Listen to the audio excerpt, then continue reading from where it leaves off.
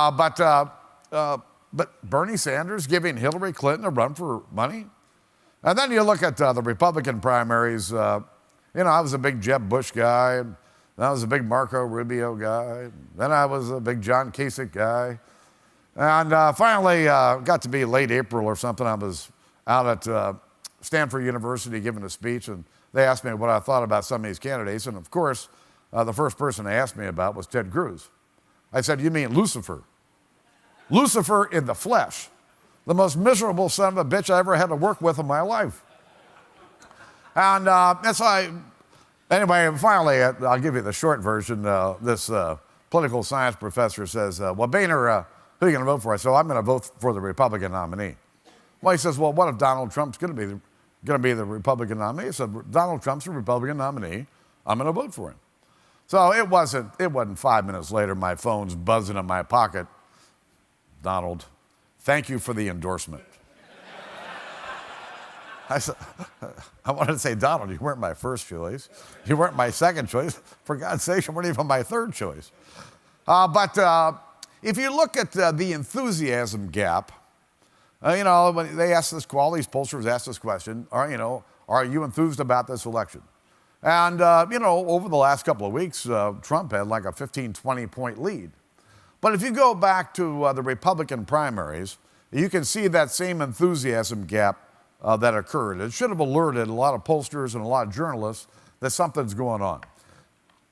The Republican turnout throughout the primaries was up 40%. And you can only credit this to one person, Donald Trump. And when you looked at the Democrat primaries, their turnout was down 20%. And so the enthusiasm gap has been there all year. Now, some of that you're going to have naturally as a result of the fact that we've had 8 years of a Democrat president, rather interesting policies that a lot of Americans didn't like. But after 8 years of a Democrat, you're going to have a little more enthusiasm on our side than you're going to have on the other. But this enthusiasm gap was wide all year long. And as I told audiences all fall, I thought it was a 60-40 chance that Hillary would win. But I reminded them the polls don't decide elections. Voters do. And when we got to Election Day, clearly the Trump voters showed up. When I saw him a week, 10 days out, start going to Minnesota, Wisconsin, Michigan, more time in Pennsylvania, I was scratching my head. But then I began to remember we had already had voting going on for 3 or 4 weeks around the country. And we have the ability to know who those Republican voters are that vote early. They go and vote. They're marked off, so they voted. And you assume most of those Republicans voted for a Republican. But they were able to take that data, who those people were, match them up against the voting rules, match them up against all the market data they have on all the voters, and began to create a profile for who the likely Trump voters would be. I've been involved in this data project for the last 10 years.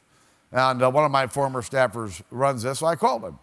And they did all of this predictive modeling to determine that the people who Republicans who had voted tended to be white, working class folks that were turning out much greater numbers than people expected. So they were able to do some predictive modeling, and that's why they sent him to Michigan, Wisconsin, Minnesota, and Pennsylvania. And the fact is, he won 3 of those 4 states. Listen, it's going to be an interesting time in the weeks and months ahead.